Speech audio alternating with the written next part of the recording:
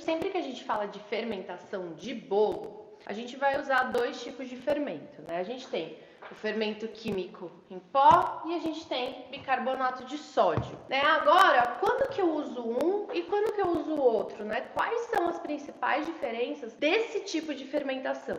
Então vamos lá, o fermento químico em pó, ele é um bicarbonato de sódio, só que eles agregam um ingrediente ácido a ele, né, na maioria dos casos é o cremor de tártaro, e eles também adicionam um pouquinho de amido, porque o bicarbonato junto com o ácido, ele tem uma reação muito rápida. Então, para esses dois ingredientes não brigarem dentro do potinho de bicarbonato, né, eles colocam esse amido para conseguir dar uma segurada, o que deixa o efeito do fermento químico numa fermentação um pouco mais prolongada. E o bicarbonato de sódio, ele é a fermentação pura, né?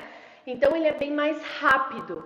Então, por exemplo, se eu colocar um fermento químico na massa do meu bolo, eu vou conseguir ter uma fermentação porque ele tem duas fases, um pouquinho mais lenta. Quando a gente coloca o fermento químico no bolo, ele tem duas reações. A primeira acontece quando a gente junta ele com o líquido. Juntou o fermento com o líquido, ele já começa a reagir, já começa a fermentar. E a segunda reação que a gente tem do fermento químico em pó é quando a gente dá o choque térmico no forno quente, né? Porque a partir de 50, 60 graus, ele já começa a reagir. Então ele vai reagindo aos poucos, ele vai fermentando aos poucos a massa do bolo dentro do forno e fazendo, né, um crescimento gradual. O bicarbonato de sódio, ele tem uma fermentação muito rápida. A partir do momento que a gente faz a junção do bicarbonato com o ingrediente líquido, pá, começou a fermentar. E aí não tem ninguém que segura o bichinho. Ele já, começa a agir ali naquele momento. Só que a gente precisa de um ingrediente ácido para fazer esse bicarbonato funcionar da maneira correta. Então aqui no fermento químico tem um ingrediente ácido que é o cremor de tártaro e o amido de milho que dá uma retardada nos dois.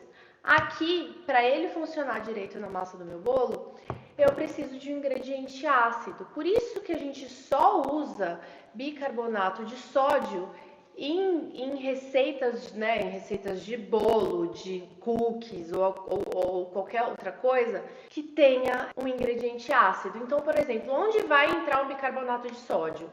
Vai entrar numa massa que vai iogurte, que vai buttermilk, que vai até cacau em pó, mas o cacau em pó, para ele reagir com a acidez do cacau em pó, ele precisa de um ingrediente líquido para reagir, né? Não é só misturar ele com o cacau em pó que tá seco que ele vai reagir. A gente precisa de um líquido para fazer isso reagir melhor.